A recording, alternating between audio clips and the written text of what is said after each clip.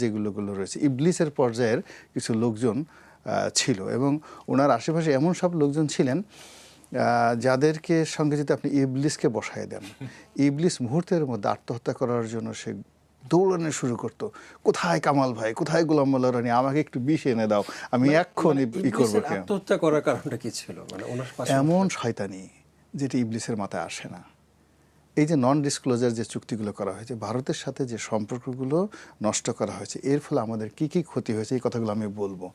এত বড় ক্ষতি ইবলিস করতো না। ইবলিস আপনাকে বড় জোর মনের মধ্যে একটু দুষ্ট বুদ্ধি দিয়ে বলে এইটা করো, এটা করো, এটা করো, কিন্তু আপনাকে জোর করে বাধ্য করে না যে ডু ইট, আপনার মনের মধ্যে একটু নাড়াছাড়া দেয়।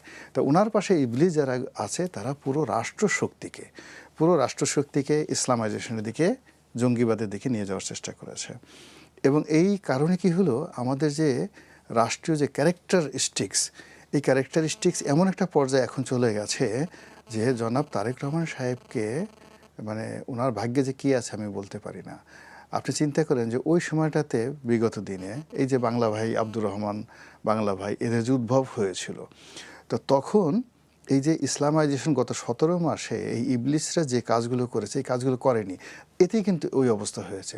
আর এখন এই যে গ্রাউন্ড ওয়ার্ক 17 মাস ধরে যে কাজগুলো করা হয়েছে, এটার প্রতিক্রিয়াতে তারেক রহমান সাহেব যখন ক্ষমতায় বসছেন, তখন এরা যে এগিয়ে গেছে, যারা সশস্ত্র যুদ্ধ করার জন্য প্রস্তুতি নিয়েছিল, যাদের হাতে অস্ত্র আছে, যাদের হাতে থানা লুট করার অস্ত্র আছে, থানা লুট করার অভিজ্ঞতা আছে, পুলিশকে টানিয়ে মেরে ফেলার, তারপরে তাদের অভিজ্ঞতা আছে, স্নাইপার রাইফেল দিয়ে মানুষ গুলি করার, মানে একটা নিরীহ মানুষকে গুলি করার যাদেরকে নিষ্ঠুরতা আছে, এর শয়তান তো কখনো এই কাজ করে না। কোনো শয়তান কখনো, আপনি AK-47 নিয়ে রাস্তায় নামছে, আপনি এই বসুন্ধরাতে এলাকাতে একটা শয়তান যদি একটা AK-47 নিয়ে কোনো একটা রাস্তার সামনে দাঁড়াতো, এই বসুন্ধরাতে একটা লোকও থাকতো না, সব পালিয়ে যেত ভয়ের ছুটে।